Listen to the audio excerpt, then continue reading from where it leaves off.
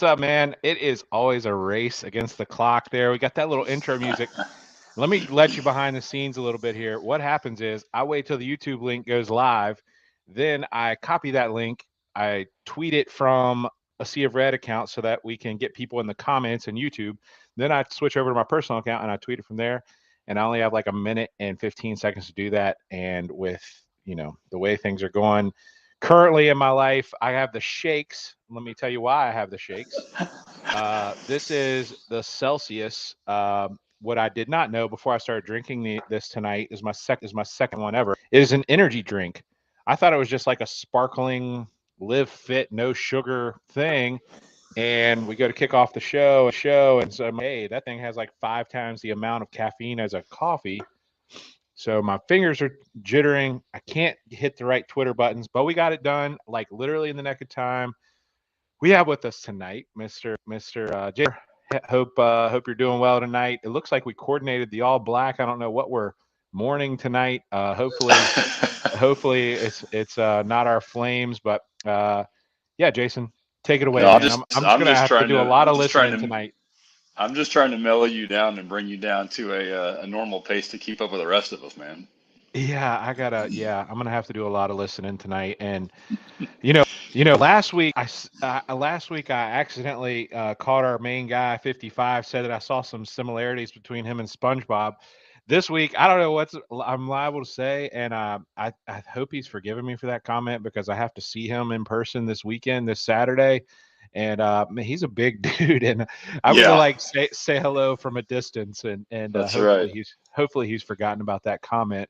So it could be one of those situations where, like, in the cartoons when they used to picture the other guy as a hot dog or something, if he pictures you as a D lineman, Chad, you're done, man. Yeah, I know.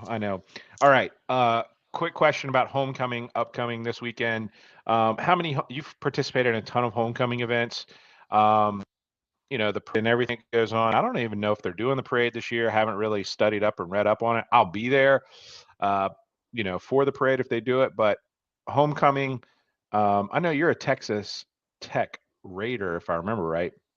But just how special is it to see all these alumni coming back? And then how cool is it on game day? We should have a beautiful Saturday for tailgating and all that. How excited is campus on these homecomings for Liberty in particular?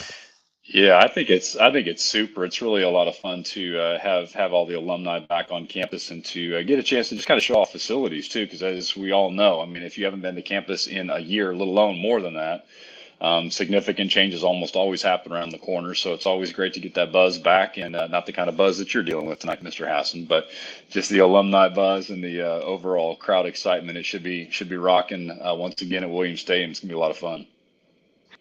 Forget about that. Like when people come back to campus for the first time, and even just like a year, so much always changes, and it's always cool to get back and see. I know for me that comes about I don't know, August, September, whenever I haven't been there since maybe a basketball or baseball game, and I haven't been there all summer, and then you come back and you're just like, wow, this place has changed so much. So excited for alumni to see that. One other thing is Talon Medical is Dennis Fields and his group, and they have a tent right there. They are hosting a tailgate this weekend. It should be a lot of fun. Sea of Red will be there. We're looking at like 10 plus athletes will be there or as part of an NIL appearance fee type thing. So that's awesome that we get to pay these Mm-hmm. athletes to do stuff like this. I mean, back in our day, Jason, it was like you couldn't even be seen. Like the men's basketball team used to tailgate by themselves and had to sit together. They couldn't even lean with fans because there was like, are they doing like the donor handshake thing or what? Now it's Right, just like right. it's so cool that they can capitalize on this because they are celebrities. They are people that we love to look up to and watch play and all that kind of thing. So it is cool that they're able to capitalize on that a little bit. It's not a ton of money, but it's just honestly, another peek behind the curtains here. For example, uh, this is a Darius McGee shirt. Okay. Darius McGee, obviously, he's playing to try to get drafted this year. We have these for sale up on the site. You know what? Darius is going to make a little bit of money on that, but what it's about to him and these other athletes, what I've spoken to, is about seeing those shirts in the crowd, like having Mm-hmm. people come up to them and say, "Hey, I have your shirt."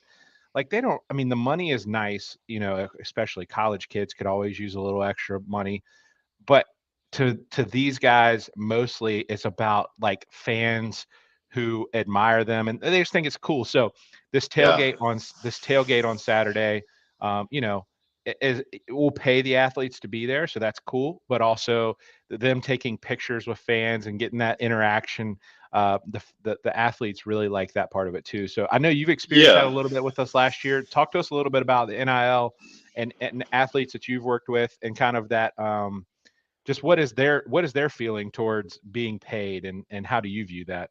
Yeah, I think it's fantastic. I mean, it's a little bit. Hopefully, I won't get in trouble for saying this, but it feels a little bit like the NCAA typical movement of the ready, fire, aim kind of a thing. They're trying to figure out how to kind of get their arms wrapped around this thing. Most campuses are now, but um, to your point, Chad, I think it's great that the guys can and the ladies now can make some money off of their name, image, likeness. I think that's a huge benefit to them. Plus, there's the business entrepreneur side of me likes it as well, right? Because now all of a sudden they're getting to learn some business aspects. They're being kind of forced into some economics 101, supply and demand kind of a thing, given their name and their celebrity stature and those kind of things too. But it's great to see them have a chance to monetize their name, image, likeness is fantastic. And as you mentioned a second ago too, it's really neat to have an event like the tailgates where the fans can come out and kind of meet some of these guys and some of these ladies at times too, and just get to know their personalities. It's a whole lot more fun to cheer for somebody on the court, on the field, once you've had a chance to shake their hands and see that they're just great folks. And so many of them are just doing the right thing and are giving glory to the Lord as they're playing at liberty as they should. And it's just makes it a whole lot easier to be a fan. Man, we could talk about for hours, but we're gonna have to pump the brakes a lot tonight. This Celsius got me feeling some kind of way. So let's, without further ado, talking about meeting and knowing and NIL deals and all that, let's bring on main man here, 55.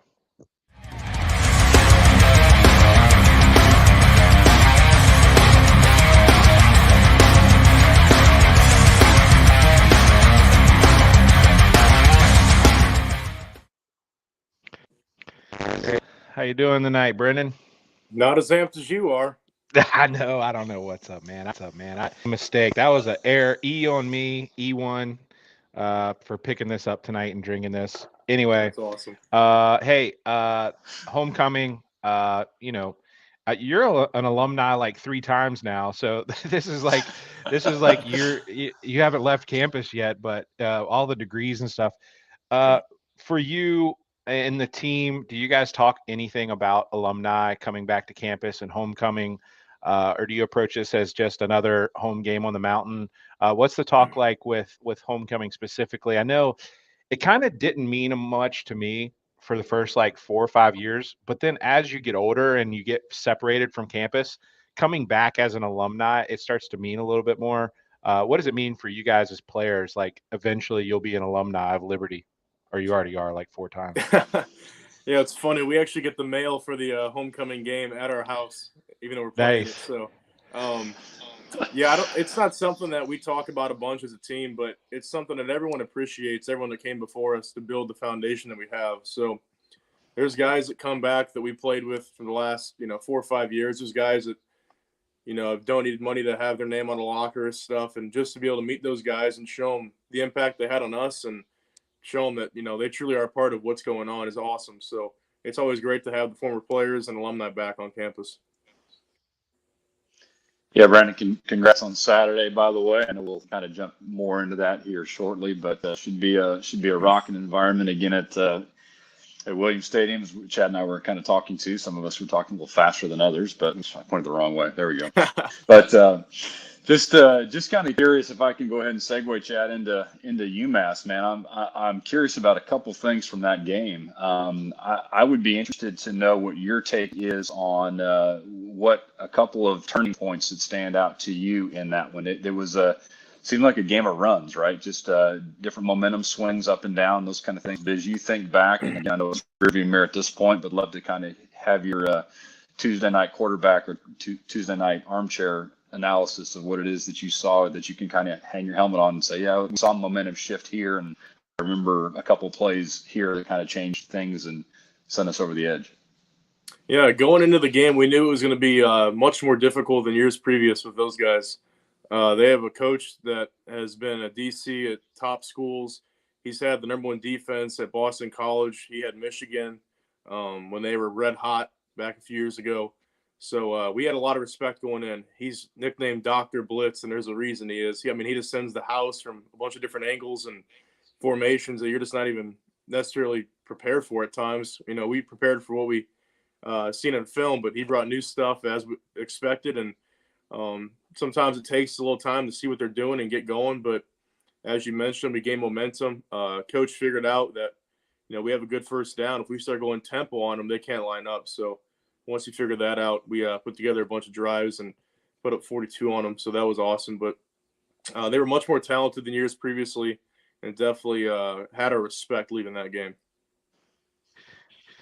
For me, it's on the Gardner Webb. I'm not going to talk much about UMass, to be honest. You guys look. I thought you played great. Offensive line showed up. We saw a few. What do we call those last week? Moses moments or Moses something. What was the Moses maneuver? We saw a few of those.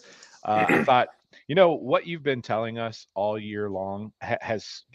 I almost sit back in my chair and just like, all right, just get to the second half, just get to the second half, just get to the second half. And then second half, it always comes true. It's the depth on the D line really that stands out. It's the we rotate a ton, and that's something that Freeze is focused on since he's been here. I know he's really cognizant of play count for you guys, and specifically the D line, the O line, wide receivers. I mean, you guys in critical moments in that first half where it's like we have to have a drive, he's still going with the other wide receiver group, or some offensive lineman rotating in. You guys don't rotate as much, but I guess what I'm saying is it's almost like he has a plan to get you guys prepared for the second half, and I love that. And it's always fun to watch. What is your take on, as you guys go into the locker room and you kind of, are you feeling that too? Are you feeling that like, hey, we are a second half team? Does that give you confidence to come out no matter what has happened in the first half to come out and say, all right, let's put together a good second half? Yeah, our goal is to always start fast, but that's just not reality sometimes. So if you need momentum and you need to get going, reminding the guys, I think we're 6-0 in fourth quarters now in scoring. So I'll go back and look. I don't know if we were last game, but we are a second half team, and there's no denying that. It's just pays dividends to have the depth that we have and the practice the way we do, and it shows off. So that's something that we can control, and we're using it to our advantage. Very good. Yeah, Brandon, I'm curious too. You look at Gardner Webb coming in. I don't know. You probably don't have quite the Gardner Webb history that Chad and I do, although you've been around a while now. But Gardner Webb has always been one of those games, man. Either when it's been our place down there in North Carolina, it's always been a tricky one. And it seems like to me on paper that it's a little bit of a deceiving 2-4 schedule, right? Or record, especially with a 6-point loss at Elon. But the one that jumps off the page without a doubt is a 4-point loss to Coastal. So, as you're breaking them down here and studying film, what kind of things are you seeing? What are you anticipating that's going to that your role is going to be on Saturday? What are you seeing? Yeah, I know the general fan looking at this game probably thinks it's going to be a pushover, but and that's just how humans are naturally. But we kind of stated in our building that it's all about the process, and we're going to continue getting better no matter what this week. So we had one of our best Tuesday practices this week. Those guys, we have a lot of respect for them. They do some things that made it hard on the Coastal and the Marshall offenses that held them to, I think, under 30 points for both of them. So just watching those things on film, seeing what we can attack and just executing is going to be our plan. But I can tell everyone confidently right now, we're not looking at this as a pushover, and we're working our butts off at practice. So it's just a normal week of practice, and we're going forward with it. So again, lots of respect for them, and I'm excited to see if we can just continue to make strides as an offense and defense continue to just be lights out. All right, it's bet for 55 here tonight, and we'll let you go. But before we do, this weekend, Greg Rogers will be at the game. He is an alumni of back in the day. I think somewhere in the early '80s. I want to say '84, maybe '86, somewhere in that area. But he will be at the game with his family. Looking forward to coming and meeting up with you, Brendan, afterwards. I will keep my distance, but. Talk to us about Greg Rogers and RT Rogers and what they do there in West Virginia. And you can see their information there on the bottom of the screen. But tell us how they make this all possible.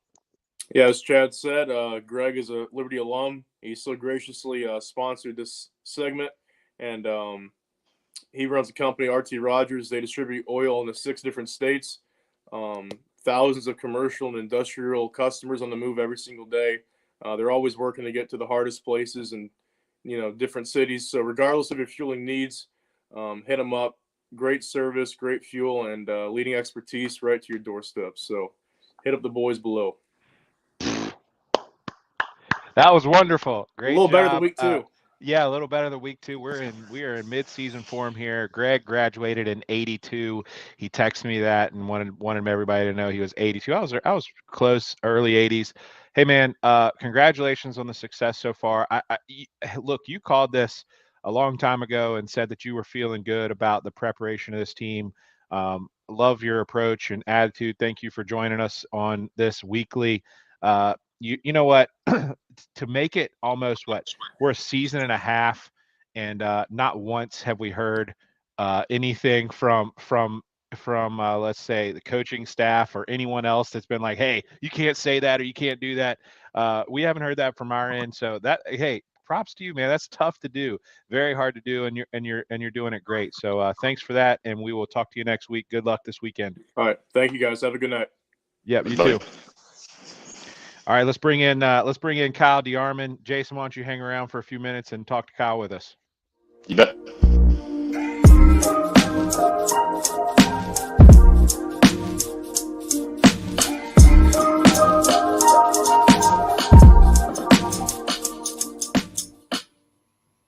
I was like music. I just need to keep it playing. It's like calming and all, like zen there. Kyle, what are you doing? How's it going? Are you coming to us from Charlotte or Houston or somewhere in between? I'm back in Charlotte this week. Okay, looks like you got safe surroundings. I'm excited about that. Yes. All right, let's jump right into this question for a former coach, former quarterback analysis guy, wide receiver coach. Man, we've played 4 quarterbacks, and I saw a little bit of that at UMass with Nate coming in. Had a few opportunities there that looked, we could have made a better throw. I don't know how much of that is just him. He's a young guy and he doesn't get in much and doesn't have that many game reps. But a lot of that, to me, I'm trying to figure out how much of this is chemistry that we're missing out on. I mean, how much does a quarterback and his wide receiver core progress throughout the year of like, all right, I know when this play is called, he's going to run and he's going to break it off at 10 steps. His 10 steps is a little bit different than my 10 steps, so on and so forth. How much of that chemistry are we missing out on, or how much of that is kind of like plug and play? It feels like, I know there's a long question, I'm sorry. Freeze, like almost I know it is. He almost prides himself on plug and play with the quarterback, and everywhere he's been, he's had elite quarterback play. But how much of that chemistry are we missing out on playing four quarterbacks? And it looks like we're going to kind of do this quarterback by committee for a couple more weeks at least. I guess how much of that chemistry are we missing out on? I mean, we may be missing out on some of it, but I don't know. I'm not big into that, especially at the college level with the type of offense that we run at Liberty. I think that there's part of it that is missing, but at the end of the day, guys open. You gotta get them the football. I know that they don't. It's not an excuse for Coach Austin when they go in the meeting in the film room on Sunday and be like, well, you haven't necessarily thrown with this guy. I mean, the way that they organize practice, especially now, all those guys are getting those reps. I mean, they're getting them in practice, or they're directly behind the quarterback that is getting the reps, and they're taking them mentally. But I mean, I don't know. I don't know if it's much of chemistry as it is just the fuzzy logic that they call it of playing the position, with live bullets over and over and over again. So, Kyle, I'm curious with your, like Chad said, with your offensive mind. I'm gonna go a little bit of a broader question here and talk about the very in vogue topic of roughing the passer. A little bit of conversation about that. I know obviously the college game is different than the pro game, but sort of two questions. What is the difference, if you could kind of make sure all of us are on the same page? Is there a difference in the calls between college game and pro game from your perspective with roughing the passer? So there's part one, and then part two. What do you think of that current trend of what's going on? And I'll leave my sports medicine hat on the side and not talk about that, but I'd be interested in what your take is on it, because man, it's a hot topic now, especially after what happened to my Chiefs last night. Yeah, I think that the difference is that I think the only difference is that in the NFL they can't land with their full force on them. But honestly, the rules are changing all the time and every year, and it's always changing. That it could be completely different this year in college, and I just don't know. But I mean, the hit below the waist, when you're unimpeded to the quarterback, the hit below the knee, I guess, is roughing the passer, and then anything to the head. And I don't know, they may have changed the rule, but I don't think that it's the same as, if the D lineman is swiping at the ball and then hits the quarterback's head, that's not really a flag. You don't really see it as much, in college as in the NFL. But I mean, I don't know. I mean, as a Bucs fan, I don't think it was. I think it's a great thing. I think it's, so is it the same? This isn't my question. This is tagging along with Jason's. Is it the same as in high school if the quarterback's in his throwing motion and is exposed, what they would say? Like, I know you have that for wide receivers where if they're like in I forget the exact term, but I call it exposed. Vulnerable. Vulnerable. If the quarterback's in a vulnerable position and you hit them, is that roughing the passer in college? First of all, it's very good technique that you have there throwing. Thank you. That's hot. That's a Tom Brady release right there. Yeah, that's nice. No, it's not. I mean, that's they have the football. There is no blind shot on the quarterback. You see him get drilled from behind every week. But no, I mean, I don't think that's a rule. Who knows? All right. All right. Here's my question is about alumni. We kind of touched on this week one. Homecoming, you were on campus for a while and you have been off campus. I know you've been back to a few of the games, but you haven't been living near campus and on campus every day.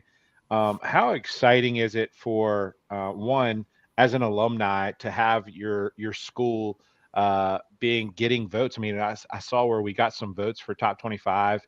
I whether or not we agree with that or not, it's still really cool to be getting votes.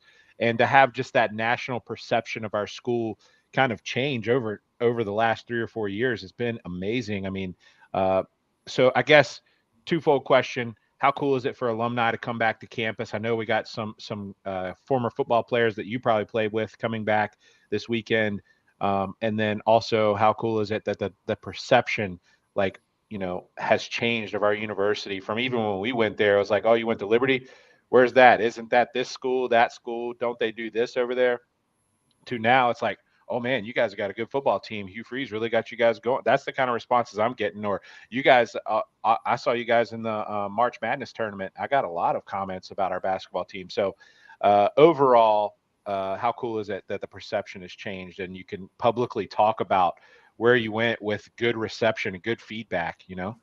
Yeah, I mean, it's definitely exciting. I think you have more alumni that come back to the games on a weekly basis, and then, you know, you have them make an effort if they can at all possible to get back, you know, for homecoming. Marshall Roberts, who, you know, was the DP coach under Turner Gill and Danny Rocco. I mean, he'd been there for a long time. He's back at Liberty as the, you know, running all the alumni relations with the Flames Club, and he's done a really good job about getting things out and getting guys included, and really trying to get, you know, the football alumni and all the sports alumni. You know, they have a tailgate that's set up. So they've done a great job, and yeah, it's exciting to be able to talk about it and to see guys come back. Like I mentioned a couple weeks ago, you know, I know Mike Brown is coming back and he'll be on campus for homecoming. So him and his family, his wife Diamond, who played basketball there, I think they're going to be there. So along with a lot of other guys, I think people make an effort to come back. So it's exciting. Kyle, about the game on Saturday too with Gardner Webb, you probably heard us talking earlier. Maybe my memory's a little foggy. I'm sure it's different than yours, but Gardner Webb has been a dogfight, no pun intended, for the last couple of years. What's your take on what's coming up? Again, their record's 2-4. We're 5-1. Seems to be different trajectories, but we know how that can kind of pan out sometimes. But what are some of your memories of Gardner Webb season past, and certainly what may be coming up on Saturday?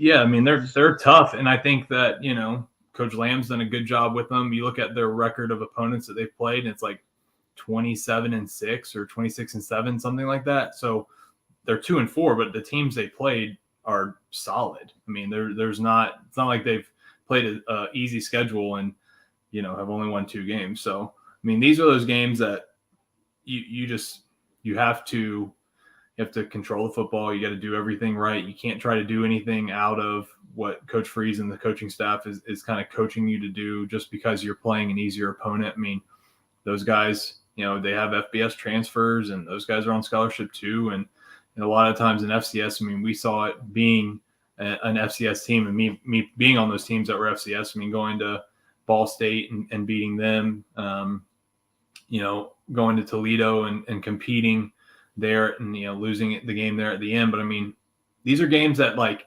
Gardner Webb will be fired up to come and play at Liberty. It'll be a huge crowd. It's close, so it's not like a tough travel for them. You know, they'll probably have a lot of family there.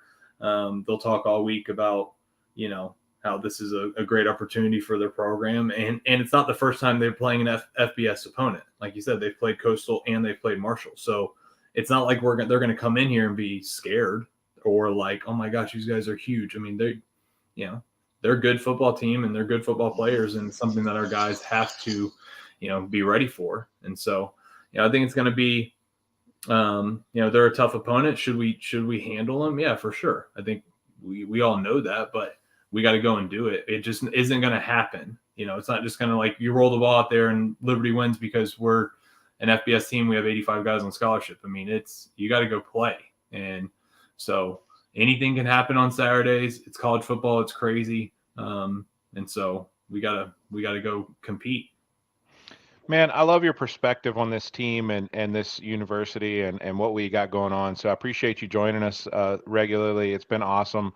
My last question is, if you had to go give us a deep post right now, could you on Saturday get out there and run without, like, tearing hamstrings? I want, like, a nice clean run route, or would you just kind of defer and say, nope, I couldn't get open right now and I have to pass the ball? Like, what is your honest answer? Like, I want you to put Coach Freeze hat on and say, all right, if I had to trust this guy to go out and run a post and catch a pass against Gardner Webb on Saturday, yes or no? Oh, for sure. Oh, yeah, right. Yeah, right. Oh, for sure. Chad, I was just chasing fly balls in the outfield in my men's league softball tonight about an hour ago. Felt good. Yeah, because that's the same. That's very comparable. Very comparable. I mean, practically it is, you know. Yeah. That's I think we awesome, need a man. split screen of DeArmon on one side and Rich Eisen on the other, right? We'll just get Yeah. the 40 going. Yeah. Awesome, man. I appreciate the time, the perspective, and look forward to talking with you again soon and seeing you down at a game. When do you move to Houston, by the way? We'll move next spring sometime. So okay. we'll this is the only week that that we won't be making it up there, just with the work conflict. But we'll be back. I'll be on the Flames pregame radio show for BYU in a couple weeks and be there for the rest of them. So awesome. Thanks, man. Appreciate it. And I think it's time for the Porter ad, and then we'll bring in John Manson. Jason, thanks for joining us tonight. Appreciate all you do, man. See you guys. Well, hey, everybody. My name is Jason Porter. I'm with Legacy Realty and Development, and it's been a great partnership here with Sea of Red lately. I was with Liberty Athletics as the Associate Athletic Director for Sports Medicine, so took care of all of the healthcare needs and coordinated that with a fantastic staff at Liberty in the athletic department, of course, for about 5 or 6 years, and then moved into real estate full-time and with Legacy Realty and Development. And it's just been a great pleasure to continue to stay connected with my Liberty University family and the athletics family as well. Been enjoying serving them. A lot of the graduate assistants and some of the staff that I hired has come back now and has been using me for residential services, which I really appreciate. But certainly do residential real estate as far as buying and selling of homes, of course. And then also we have a strong commercial presence as well. So commercial real estate, obviously a very, very different animal than is residential. But whether it's buying and selling commercial properties or just the leasing of properties, we can help with that as well. So it's been a great opportunity to service our commercial clients as well. And then certainly on the investment front too, a number of folks who have discovered the power of passive income through real estate and investing in real estate with rental properties or fix and flips, those kind of things. And so great joy to serve my clients in that capacity as well. The other thing that I would add too is just a very, very full Rolodex at this point of contractors and subs and just different professional contacts that I've made through the years. So if I can ever provide any of those folks to you and all of a sudden you need a plumber or an electrician or a contractor to build your deck, whatever, I'd certainly be glad to give you access to that Rolodex and those references as well. Because a lot of times it's not exactly who you know, it's who you know that knows how to do the job well. And so I would be glad to provide those services for you as well. So love Flames Nation, love taking care of my Liberty family. And if there's ever anything I can do for you, my contact information is all right here on the screen. And I would love to be a service to you and yours. Thanks so much.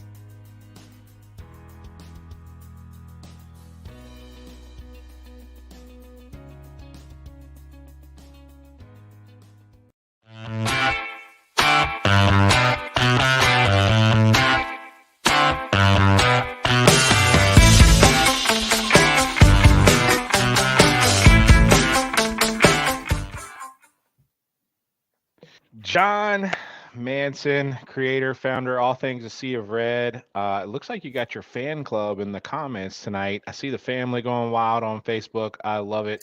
Got the Liberty football shirt on. Let me see that. Oh, there it is. Hi, Morgan Weston Manson. Let me see that light blue football. I love that. All right, John, we did this thing tonight where we told everybody to ask you questions. And honestly, I saw a couple of softballs in there. And so I'm going to have to go ahead and throw you some curveballs after that. We want the unfiltered John Manson. Let's see if you can give as good of an interview as Coach Hugh Freeze when you're asked all the tough questions. First off comes from the one of the chats here we have. We averaged 436 yards per game on offense last year. Do you know how much we average this year currently? And I guess to make that a little bit easier, since it's a stat, is that over or under 436 yards? I'll take the under. I don't know exactly. Let me guess, 375. It is 419. We're averaging about 20 yards less per game on offense this year than we did last year with Malik, and also with playing really good teams and with 4 different quarterbacks. So impressive. You know what? And I don't know how many times I've said this on this podcast. Listen, I talked to Bruce Feldman last year, And we were talking about Malik, and he wrote that he was the one who started the Malik hype, honestly, with his article. And oh no, now my mom's in the chat. Mom, get out of the chat. It's a night Oh, for boy. family. Yeah, thanks, Nick, for doing that. So, John, I remember. Oh man, I just lost all train of thought. Okay, Bruce Feldman. This is what Bruce Feldman had to say. When he started the Malik hype, he was like, "Don't panic, Flames fans," is basically exactly what he said. He said he went through the list of all of Hugh Freeze's quarterbacks and said, as long as Hugh Freeze is your head coach, you will have elite quarterback play. That's what he said. And I took that to heart. And I basically said, Malik is good. He's going to be an NFL talent. But when he's moved on, Hugh Freeze is going to plug and play. And that's what he's done this year with 4 guys. So let's get to these questions real quick. And I'll go ahead and ask my first 2 questions. First, are we going to beat the brakes off of Gardner Webb this week? Well, I appreciate Kyle's comments there, but that was a very coach speak answer. And let's be honest here. Yes, Gardner Webb's a good team. They're a decent FCS program, but when they have a couple of top 25 FCS teams beating them by 2 and 3 scores, I'm not too worried. I understand what Coach Freeze was saying and has said in his public comments. But even with Jonathan Bennett expected to start, even if Brewer is able to play, I still think Liberty will win quite comfortably. But I do agree that they're every bit as good as UMass. That's something Freeze said, and he said they're even better than UMass on offense. I agree with that too. But that UMass score was a little, they didn't really score 24 points on our defense. It was more like 10, and then they got a defensive score and a score on our 3rd and 4th string. But yeah, it'll be a nice, comfortable win. Nice, comfortable. All right. First question from the replies here tonight is basically, why is KSU a good ad for Conference USA, specifically from a Liberty perspective? Let me add some background on this. There were a lot of people on Twitter basically saying, "Hey, welcome to the league. Excited to get KSU. It was a good ad." And then there was the other side saying, "Hey, it's an FCS team. What are they going to add? Why are we excited about that?" So, John, why is it good from a Liberty perspective to add KSU? Well, we didn't know we were going to get this question until a few minutes before the show went on, but I've actually already written an article and it'll be published, I think on Thursday, kind of my perspective, my thoughts on why Kennesaw State's a good ad for Conference USA from Liberty's perspective. And the reason why, and I've seen, you made some comments on social media, on Twitter. But yeah, I mean, if we're honest, teams are not beating down the door to get in to Conference USA. Like, that's just the truth right now. It's kind of, a conference that's just kind of taking the leftovers, if we're honest, and I hate to say that because, that's what Liberty was getting into the conference. Is it took a conference that needed, and we talked about that back in, last year. Now I think there's a lot of potential in that conference for some of these teams coming up, like a Jacksonville State. I think it's going to be a good ad here in a few years once they get a few years under their belt at this level. But yeah, back to Kennesaw State. I think, based on the teams that are available that are wanting to join Conference USA, it was a no-brainer addition. And reasons being are the Atlanta market. Yeah, they're not getting a huge pie of that Atlanta market, but they are in the Atlanta market. That's really good for Liberty. There's lots of Liberty alums in Atlanta. Liberty, one of the top states Liberty recruits is in Georgia. So it's great to be able to play there and let those guys play in their home state. Also, it helps Liberty as far as they're the closest team to Liberty at this point in time. Just a 5-hour drive or so from Lynchburg to Atlanta. So yeah, it's great. I think they have a great potential. They also have something like 30 some odd thousand fans or current students. It's a commuter school, so they're a big school. A lot of alumni, and I think they got a lot of potential, and I'm looking forward to it. I think they're a great addition to the league. Let's look at who we had to add. Okay, who was it? It was going to be an FCS team. There's no FBS team that's going to switch conferences in Conference USA, especially without us adding our knowing what our media deal is.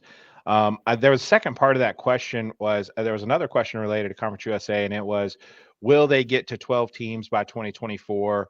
And is that tied to or related to the media deal that they're currently negotiating? I guess that hasn't. It should be coming out soon. What are you hearing in terms of will we go to 12 teams in Conference USA? And is that tied to our media deal, or is that just something Conference USA wants to do on their own? Sure. I see a comment here from our main man Turtle about Kennesaw 63-18 last 7 years of FCS football. They really, just to kind of add color to that, they're one of the top FCS programs in football the past 7 years since they started up and have made the playoffs and won some games in the playoffs. Also very good in baseball, some of the other Olympic sports as well too. But yeah, as far as getting to 12 teams. If you would have asked me about a month or two ago, I would have said yes. I think that would be a top priority for Conference USA. I still think that's a possibility. I don't think it's necessarily a slam dunk at this point in time. This stuff changes, week to week, month to month. But at this point in time, I don't think that Conference USA will be at 12 by 2024. I think they're kind of safe at the 10 right now and kind of, just waiting and seeing what's going to happen, as far as what other teams are out there. There's Tarleton State's one out in Texas that could be added, that wants to be added. I'm not sure that they necessarily check all the boxes. Missouri State, Eastern Kentucky are a couple of the others that have been rumored. So I'm not sure the interest is there quite on both sides, or some of those are on the Conference USA side. So yeah, and then I'm not sure if you asked it, but I saw it asked is about the media deal. Is last I heard, it was supposed to be announced, late fall. So, I would expect in the next month, maybe the next couple of weeks, we hear what that media deal is. It does sound like ESPN will be included. I hope that's still the case. I'm not sure if that's changed or not, but hopefully that'll be the case. So get some ESPN Plus games in there. So, yeah, I'm looking forward to seeing it officially announced here in the next week or so, or next month or so. Yeah. So before we get into the other question that's about young players and Markel Fortenberry, let me just say that KSU with being in that market, I mean, what TV company or media company wouldn't want the Atlanta market? So one, you're getting a good market. Two, you're getting you said their football program is only 10 years old and has an amazing record that we just saw on the screen. They're spending money. Their facilities are getting better. Their basketball team is improving. They're a top 50 baseball team. I mean, how is this not a home run? If you can't see that this is a home run for Conference USA, who wants to get and is basically has to get to 10 teams, from what we're hearing is that we're going to get to those 12 teams eventually, and we needed to get to 10 like pronto. And so if you're going to add teams to get the number up, KSU is absolute home run for all those reasons we just mentioned. I mean, look at the other schools that we could have added. It wasn't even close. KSU was the top. So for this is my opinion, for those saying that KSU was doesn't do anything for the conference or is weak and all that kind of stuff, they haven't been following along. They don't have a clue what Conference USA is trying to build. And look at JMU, look at App State, look at Liberty, Coastal. FCS success translates over into FBS success, and I think KSU can come in and have a great run there, and they can be a top of the conference in football immediately. So getting another good football school, getting a good TV market, getting a great baseball school. And look, for those who, and I know I'm on a stump speech and it's partly fueled by Celsius here, is that. Are they a sponsor now? I'm working on it. Okay. Part of baseball, that's where I was going, college baseball. Look at the revenue generated by college baseball over the last 5 years. It's growing. It hasn't caught men's basketball. It hasn't caught football. Probably never will. But baseball is a sport that if you want to have a good athletics program, baseball is right there, and then we're getting a top 50 baseball team in KSU in Conference USA.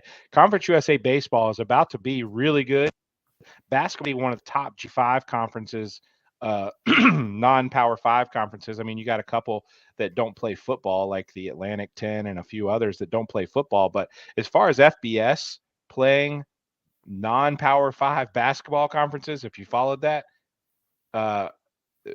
Conference USA is going to be the top in basketball, in my opinion. I mean, tell me who else is different. So KSU is a perfect fit. So I guess I've kind of wanted. I just wanted to put that out there that if you can't see the positive of adding KSU to Conference USA, you're not following along, and you don't have a realistic expectation of what Conference USA could do or could add. So. Yeah, and I'd like to add to that before we jump to the next question is, even if you think Kennesaw State is not a good addition for whatever reason, which, I think we've laid out why they are a good addition, but even if you think they're not, hear this, we kind of both alluded to it already, but basically this new media deal that's in the works, based on everything we're hearing, they pretty much said to the Conference USA, you need to add another team. You need to get to 10. So it's not like you can just stay at 9. That wasn't really necessarily an option. They needed to get to a 10th team, 10th member, 10th football playing member for inventory of games and other reasons. And, you had to add somebody. So out of everybody that was available, Kennesaw State was a home run, especially from Liberty's perspective. Say it again. Best combo conference, best combo G5 conference. You're not going to be able to talk me out of that one because basketball is so good and football will be good in the next 3 years. Give us 3 years and come back and check with me in Conference USA and see who has a better RPI or whatever that ranking is that we're going to look at. And baseball is, it's going to be a top 5 or 6 conference overall. In baseball. There's some Dallas Baptist, Western Kentucky's okay, but Liberty, Louisiana Tech, Kennesaw State, it's a very good baseball conference too. Yeah, we've met our 30-second baseball quota on this show already this year, so we're doing good. All right, here's the next question. It's more about the young players that you're seeing in practice. Specifically Markel Fortenberry. Will he play 4 games this year? Why haven't we seen him on the field so much? Who are you seeing in practice that we don't see on game day that we should be excited about? That's kind of combining 2 of the questions we got. All right, well, let's start with Markel. First of all, Markel has tremendous upside. Coach Harris, the wide receivers coach, Maurice Harris, said that in training camp. Coach Freeze mentioned that as well back in training camp. But Liberty's got a lot of veteran large, outside receivers, with a lot of length, Javian Lofton, he's even playing in the slot, CJ Daniels, who's now going to be redshirted, Noah Frith, CJ Yarborough, Caleb Sneed, who's been banged up. Those are a number of guys I've already mentioned. Trayon Sibley's another guy that's been playing out there too. Brody Brum's another one who went down to injury. So there's a lot of guys. So there's no sense in rushing Fortenberry along. He's got great upside. I think he's going to be a player. But if you've seen him, he's like 6'3", 175 pounds soaking wet. So, he's 18, 19-year-old kid. He needs to develop. He needs to mature. He needs to put on some weight. He needs to get into the rot and add a few pounds. He needs to add 15, 20 pounds easily to get to the point where he can, take the grind of a 12-game schedule. Could he play? He could play. He's primarily been working on the scout team. So if he gets into a game, it's going to have to be one of these where Liberty's up, 4, 5, 6 touchdowns in a home game that he's at because he's not on the travel roster. But yeah, I think he's got great potential. And, I was at practice this morning and he was, he looks good. Again, they're going through drills against air, so it's hard to tell. But he looks good. Coach Harris is working hard with him and things like that. So I like him. And as far as the other guys, just generally speaking about the other young guys, freshmen that maybe aren't playing as much, the best ones, the ones that are at positions of needs, they're on the field. A Brylan Green and a Corey Jones, those are guys that are playing now. They've already burned their shirt or close to it as far as playing in at least 4 games or 5 games. When they get to that point, they've used their red shirt for the year. So those guys are obviously legit. Some other ones, that have kind of stood out. CJ Bazile, he's a guy that Coach Freeze was ranting and raving about back in training camp. I think you saw him a little bit against UMass. He played a few snaps his first time getting to play, and I think we'll get to see him here probably the next couple of weeks with Trayshawn Clark out. He's kind of in that, maybe even in the two deep with Trayshawn Clark out, maybe the third string defensive end there behind Christian Zachary. So I think he's a guy to watch. Is looking good and will make a lot of things. Bryce Dixon, another guy, he's gotten into a few games. I'm not sure if he's going to redshirt or not. Another defensive tackle, true freshman. He's looked good when he's played, but again, there's some veteran guys in front of him. So we'll see what happens there. But those are a couple of the guys that are kind of standing out. All right. I'm going to do a quick commercial here. First, Nick, producer, killing it. Thank you for all you do to make this show run and go look this way. This is incredible. Thank you. That's our guy, Nick Kirby. He runs the account, Vines Palm Connection. Looking forward to hearing from him during basketball season. He kind of hibernates during football season. Secondly is John. I get accused of being a John Manson stan, John Manson fanboy. But the content that we're getting out of you on these and the articles every week, it's unbelievable. The way the roster there. I mean, I know these guys' names, but you get to go to practice and see them. I mean, and that's something that fans, even at Power 5 schools, don't get that type of in-depth look and kind of drill down on some of these freshmen that we never heard of. So appreciate all you do for Flames Nation. It's just so much more fun that way and engaging. Last question for you here. Is about, let me see, I forgot what it was. About ranking. If we win, what is your opinion if we win Saturday at home against Gardner-Webb? Then we'll have a really what could be a top 25 matchup. Not sure if BYU will get there or if they are there or not. What is your thoughts on us being ranked before we play BYU, after we play BYU, and at any point this season? Where are we at? I think you had told me that we got a few votes in, I think, the coaches poll for top 25. So we're starting to creep up there. In most of the rankings I'm seeing, we're in the 40s, maybe close to 50. Where are we in terms of being top 25? And could we be top 25 before we play BYU, or do we just need too much help from others? Yeah, there's zero chance we'll be ranked going into the BYU game. You are right. We got 5 votes in the coaches poll this past week, which is great. But a win over Gardner-Webb, even if it was 120-0, it's not going to be enough to get you into the top 25. Even if just absolute haywire goes down this weekend. I actually wasn't even, thinking about checking the polls to see if Liberty was getting votes. So it wasn't until later in the day I actually looked at it and realized, oh, wait, Liberty did get a few votes. So that was good to see. Still not getting any votes right now in the AP poll, which is fine. But, it's really kind of remarkable. I went back and looked after I noticed that we had gotten those 5 votes in the coaches poll at the last 2 years, 2020 and 2021. There was a streak. I don't have the stat in front of me, so I don't have it right now. But there was a streak of like 18 weeks that there was a poll released in those 2 seasons that Liberty was ranked or receiving votes in 17 of the 18 weeks, which, there's been a lot of hoopla about that team up in Harrisonburg that's gotten ranked this week, which good for them. Congrats.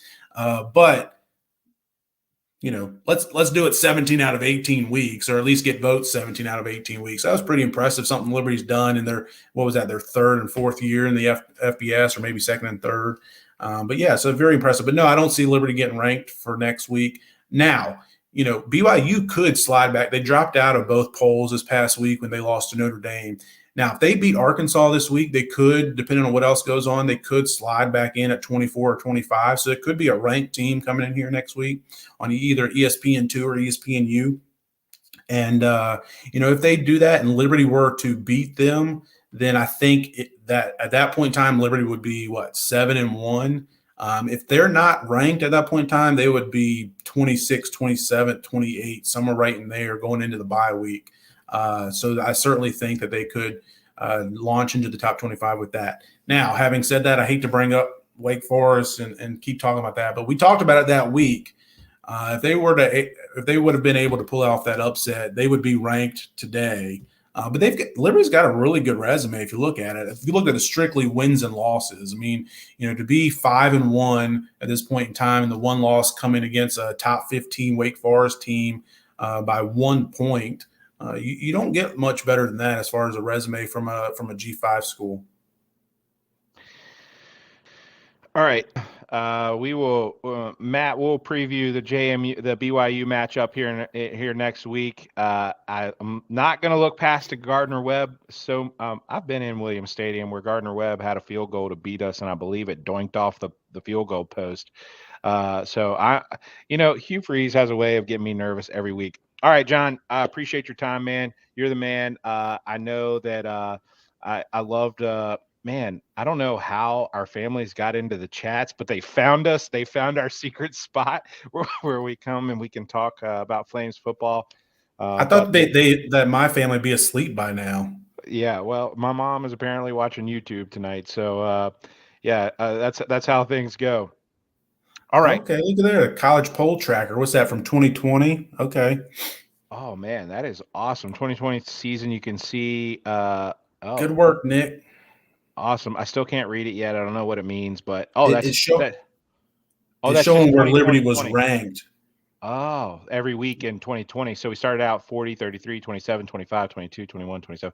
All the ones with the red dots. And if you're listening on the podcast, I'm sorry, go back and watch on YouTube, but see a red. We ended at 17. We ended the season at ranked 17th, but 40th, that red dot is when we first received votes. And then we received votes throughout the rest of the season.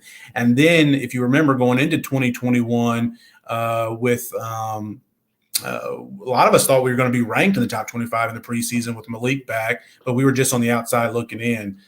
Matt, I'll give you some a 5-second teaser on BYU because I'm looking past Gardner Webb. I'm fine saying that. No. Oh. I'm fine saying that. We have a very good chance if we have Brewer healthy and ready to go. If Brewer is as close to 100% as he can be, because I don't think we're going to have Salter back by then based on the news that came out here in the last day or two. But, yeah, I do think we have a very good chance, provided Brewer's healthy. Very big question mark. And if so, it's pretty close to a coin toss in my mind if he's healthy and 100%. Well, John, yeah, you just did it. You just put the jinx on us, and I appreciate that. Look, Gardner Webb only beat Coastal by 5 at home. I don't care. I'm not worried about it. All right. Coastal's trash. Well, neither one of us can prognosticate. Let's get to the main man that can prognosticate. Hopefully, I've heard that he's available. He kind of went missing on me the last 3 or 4 days. I don't know if we did something to tick him off, or if he's just into the Yankees playoff run right now, or I believe his agent might be up to some fishy negotiation tactics. John, we got to get with corporate and see what we can work out to keep this man going. The people love him. He's the people's champ. And let's bring him in, Richie Longshots. Thanks, John.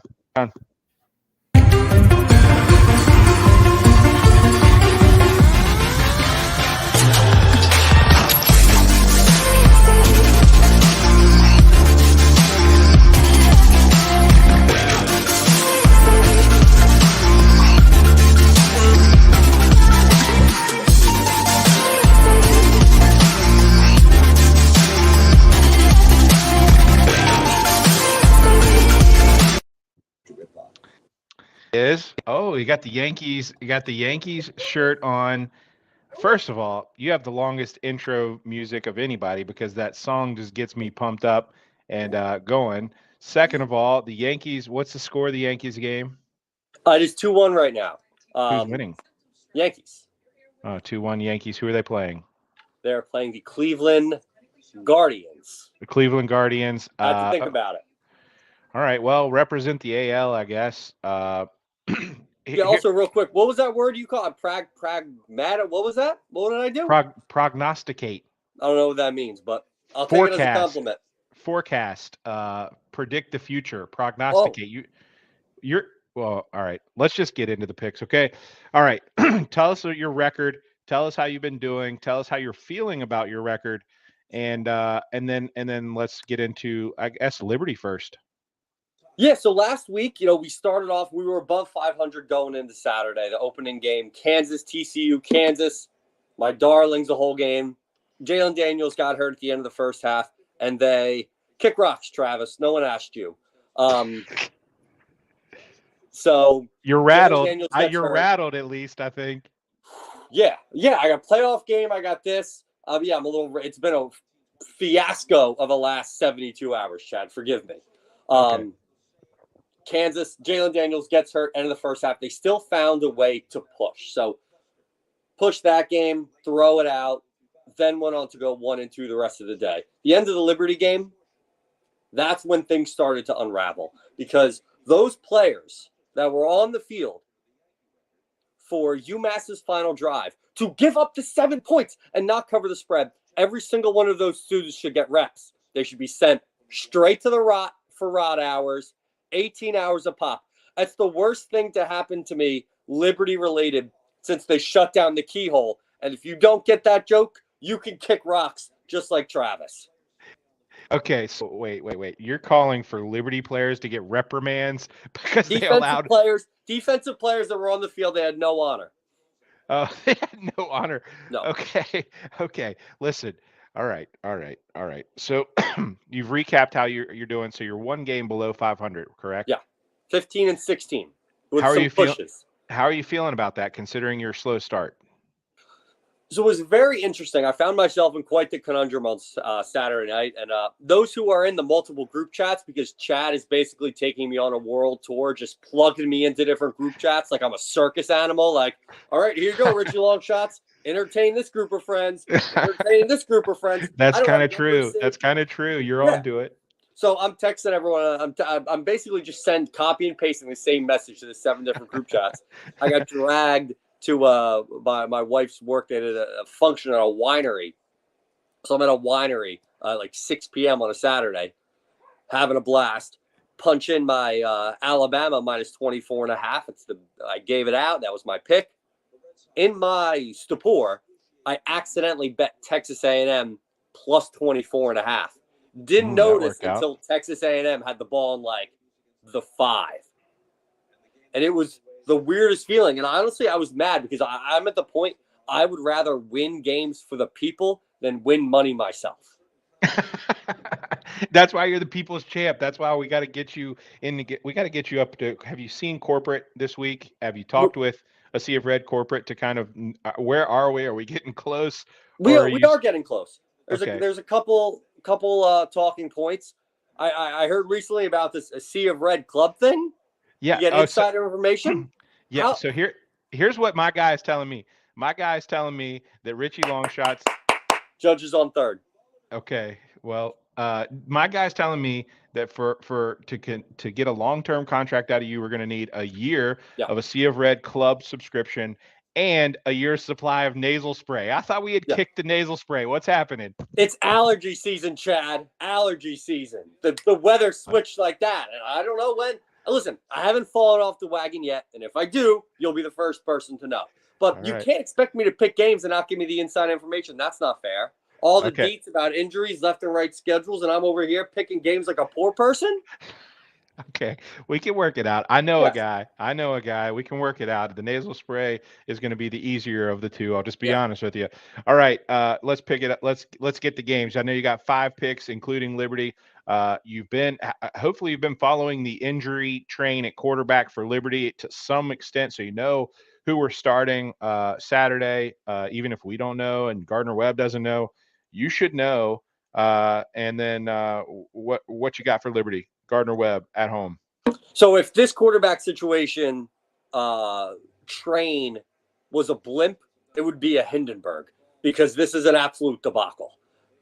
I don't know who's going to play. No one knows who's going to play. When the people do play, no one knows what's going to happen. Next drive, this person's in, this person's out. Salter's hurt, Salter's not hurt.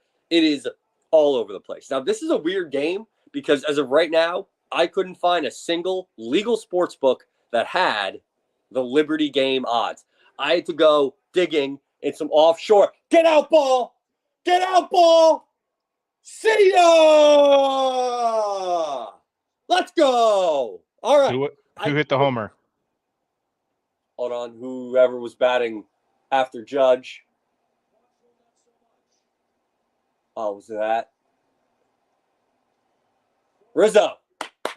Nice. Love to see it. Congratulations. All right, you were saying you can't find a line for the Liberty game. I can't find the line. I had to go deep into some offshore sports betting, and I found 23.5. I don't know if that's what's going to pop up legally, but it's the number I saw. It's the number I'm going to roll with, and it's the number I'm going to take.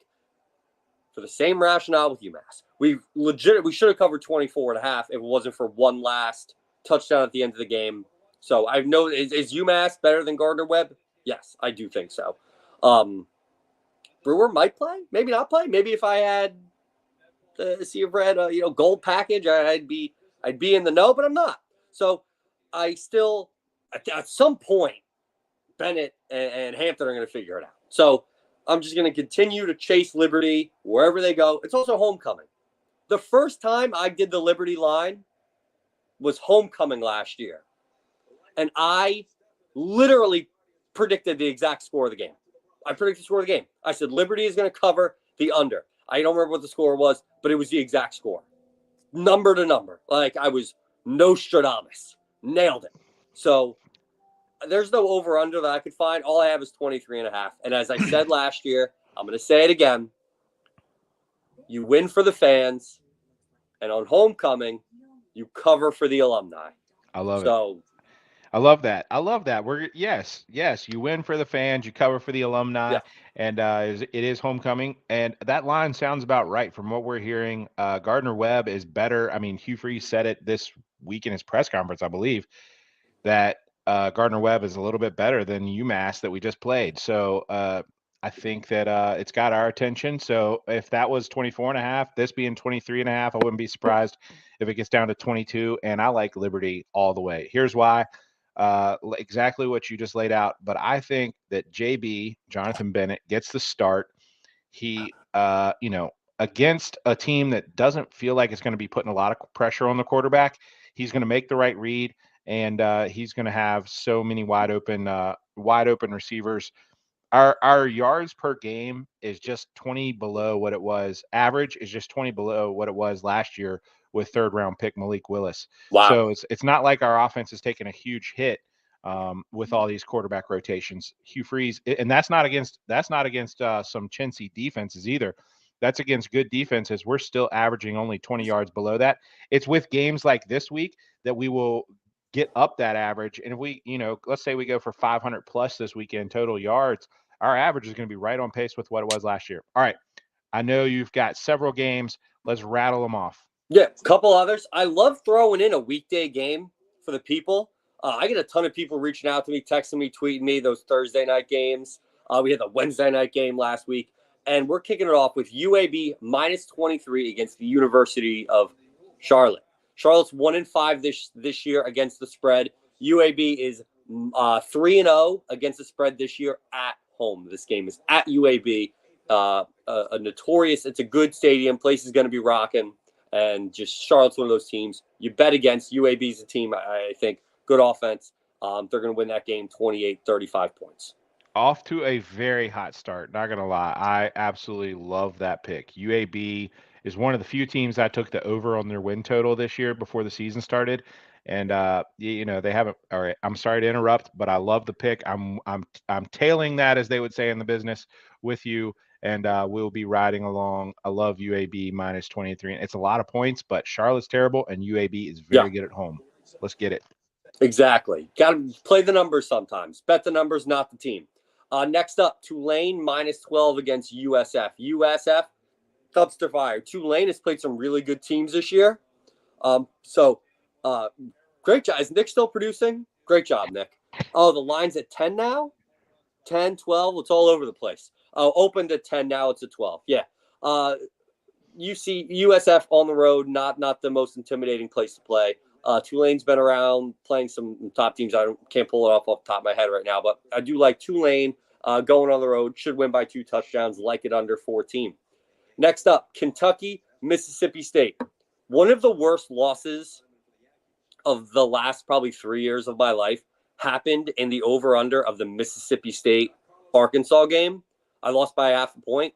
Mississippi State's kicker missed 2 extra points in the fourth quarter and a field goal. That's 5 points on the board. That was a nasty beat. I remember that. I was just like, it was one of those things you knew it was coming. Like you were on the train tracks and you heard the train and you were like, yep, I can't get out of it. Like I knew the moment he missed the first extra point, I went, it's done. There's no shot.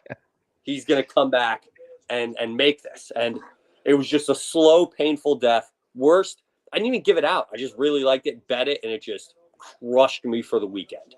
But I'm back to the well. Mississippi State, Kentucky, over 46.5. I think that's too low. Mike Leach, electric offense. What's his name? The quarterback just broke the record for most completions in SEC history. Will Rogers. He's 2 years in the SEC and he's broken the record, which is insane. They threw his numbers next to whoever he broke the record from. I don't remember, but broke it in half the amount of time. They're going to throw the heck out of the ball. I know there's injury concerns with Will Levis in Kentucky, but it's 2 SEC teams, and Mississippi State's one of them, Mike Leach. He's going to score 28 points in his sleep, 35 points. Give me Kentucky being able to score 2 touchdowns, easy over. Last but not least, UNC -7 against Duke. Rivalry game. Duke has kind of been unraveling. You look at the teams that Duke has beaten this year. It is no one. Carolina coming off a win against Miami. They have played Notre Dame this year. Yep, lines is still at 7, open at 6.5. Definitely moving towards UNC. So if you are someone that does like UNC, get this at 7 before it ends up 7.5, 8, and then you're outside of a touchdown. So I like UNC within a touchdown. Rivalry game. Mac Brown's going to be running up. Nice late night game. The only problem with all this, Chad, is that do you know where I'm going to be this weekend? I could barely find you tonight. I'm not even going to be at homecoming. I'm going to be in Disney World. Do you know what I can't do in Disney World? Oh, no. Bet on sports. That's why you get them locked in on Tuesday night. That's why we're locking things in on a casual Tuesday night. We'll be able to lock in a little bit more if the Yankees can cover 1.5. But just like I did last time I was in Disney World, it's a small world after all. I'm riding. Bama, Tennessee. Give me 1 second, Bill. I'm riding. I pulled out a penny. I flicked the penny into the water of It's a Small World After All, and I wished I was there on Christmas Day. I wished for the over in the noon game. I think it was the Knicks, and it won. So on Friday morning, or Friday, I think that's when we're going to Magic Kingdom, I will have my coin, and I will throw my coin into the It's a Small World After All. I don't know if that's the name of it, but that's just what I call it. I'm going to throw it into the fountain, all the water everywhere, and I'm going to wish to go 5-0. Well, at that point, we'll already have a game in the books. Wish to go 4-0 with the rest of our picks. I like it. Let's go. I just want to get above 500. I want to get above 500. We had it. We were at 500 for a day. Yeah, I remember. All right. So, thoughts on Bama, Tennessee? It is -7. Bama at Tennessee -7. I saw the get-in price for that game right now is like $400. It's probably the biggest game in Tennessee the last decade. Yeah. Gotta be, right? Yeah. Probably maybe since like 98, and with inflation, who knows how much tickets cost back then. Alabama looked bad last week, but Alabama has looked bad against Texas A&M often.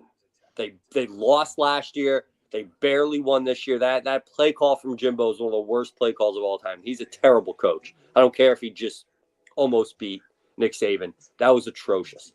Tennessee looked incredible last week.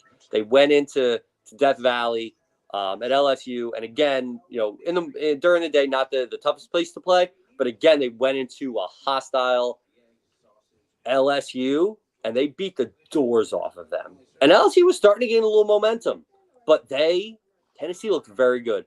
I think Hendon Hooker is very good. He looks like the real deal, can do a little bit of everything, but it's Alabama. You don't bet against Alabama. Like, okay, I got a hot take for you here. One, Hendon Hooker, was the quarterback when Liberty beat Virginia Tech 38-35 2 years ago. Was he And really? yeah, he was garbage. They That just was- did designed runs, and it was most day.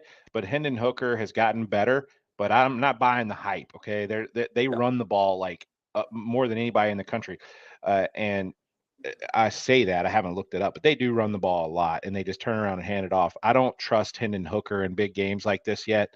I saw him at Virginia Tech during the COVID season, just kind of lay an egg against Liberty. The other thing I would say is, this is the hot take, is if Bryce Young can't play for Alabama, I'm taking Alabama, because that quarterback that they have, I forget his last name, but he is a star. He is a star, and he will rush more, and Saban will use his legs. They'll figure that guy out. Milroe is his name, and he's phenomenal. So if Bryce Young is out, I'm putting more money on Alabama, just because I think that this will be his third start or third game, second start. I think he will have figured something out. So I do kind of like the under. It's a wildly high over under. Yeah. It's like in the 60s. I think it was like 67, 66 and a half. I don't remember what it was at, but it was something. Yeah, these are just the lines that they doesn't have the over under. All right. I'm going to give a celebrity guest pick on this. It doesn't have to go against your record, but I have one that I really like this week, and that is the UVA Rejects up in Harrisonburg. They are playing against Georgia Southern, and they are giving up 11.5 points. Georgia Southern's not great, but Harrisonburg is terrible. And you know, they haven't played anybody. There's been a lot of hype with them getting ranked unnecessarily, prematurely. And so I think that you know, their real self is going to show up the last half of this season.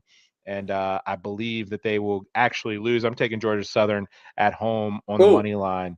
So the money line's a good price there. And I just think that this is JMU. Their fun run in the sun is over, and they are going to get beat this weekend. Mark my words. I'm putting all my eggs in one basket on your Liberty line. I'm only giving out one pick this year, and that is Georgia Southern over JMU money line. I don't know, Nick, can you pull up the JMU money line to see what that was? I know the spread was 11.5, but just to see how much we're going to get paid when JMU loses this weekend. What's the score of the Yankees game? 4-1. The Cole gave up a hit, though. You're telling me this is the HC lock of the year? Yes, this is the HC lock of the year? Yes, it is. So we've got plus 325 money line. Plus 325 money line. There it is, the lock of the year, Georgia Southern, James Madison at Georgia Southern. Go ahead and lock that up and thank me later. I will be 1-0. I just have a good sense about what it is with FCS teams coming in, getting a little bit of shine, and some teams handle it well and some teams don't. This is trust me, JMU does not handle the shine well, and they will flop against a decent Georgia Southern team. So I hope so, because I'll be at Saturday afternoon. I'll be at Epcot, a little drinking around the world. Throw me an extra penny in the well if you don't mind. Oh, I'm gonna be just tossing pennies. Okay, that sounds good. All right. Listen, one thing I have to get to 30 seconds real quick is thank you for coming on weekly. Thank you for your time on Tuesday nights. Thank you for the picks. Congratulations on that. But let's remember where this all started. This all started with an opportunity that a Sea of Red laid at your feet, and you stepped in and you ran with it. I'm not going to lie, you stepped in, but I just want you to, as we close out the show tonight, I want you to remember where you first got your opportunity, who took a chance on this Jersey guy tweeting random horse picks on Twitter. And I just want you to just always remember that. And when you lay your head down on your pillow tonight and the Yankees are 1-0, and I do think the Yankees are going to lose this series, by the way. But when you lay your head down tonight, I want your last final thought to be a Sea of Red and Chad took a chance on this Jersey boy. I will not let them down. No matter how your season goes, this is the thoughts I want running through your head before you go to sleep tonight. Oh, well, I appreciate that, Chad. You never forget the little people, no matter where you end up in this world. All right. With that, along the way. thank you very much. With that, that's Joe. We got a cool little outro here. Shout out to A Sea of Red, John, and everybody at Sea of Red that doesn't get mentioned on this podcast every week. Zach does an amazing job with Instagram. Everybody over there at Sea of Red that makes the thing happen, and really love doing this, and it gets us engaged in our Flames. I mean, we have a lot to talk about, and we watch the games with a lot more, I don't know, passion, what have you. And I know you guys are diehard fans as well, so we love that. We love all of the segments that we have. Kyle has added a whole new dimension to this thing. Him and Brendan, I said it a few times on the show, but they have to walk a tight line. And I guess what I'm saying is we're not a gotcha type show, but at the same time, they can't slip up and say something that would honestly offend their teammates and the coaches they have relationships with, or give away a game plan or something like that. So they are walking this line of being, wanting to talk with us and give us information versus all this other stuff. So they do a brilliant job. And when I say a brilliant job, you just go listen to any other interview with players and stuff, and they just give you coach speak. Brendan does not do that. He gives us real answers in a way that also it is in collaboration with keeping all those other people happy. And then Kyle, same thing. I mean, I know he talks to those coaches regularly. He probably knows a lot more information than he's able to share on here, and but he does walk that line very, very nicely. So he's been a great addition. With that, I'll never drink another Celsius after 7 p.m. Again, it was delicious, but I did get the jitters. I had to wash it down with an AHA, so I'll go ahead and Coca-Cola, if you want to sponsor me, I'll wash it down with an AHA, and it kind of helped take the jitter off. And then lastly, producer Nick, thanks, man. You're the best at this. Dude, all you're doing is incredible. And we will have a shout out to your drink. Richie, what's in your cup? What's in your Liberty Kool-Aid tonight? Nothing. Very well played. Very well played. All right, with that, we will see you guys next Tuesday, and go Flames. Let's get that win by at least 23.5 this weekend against Gardner-Webb at home.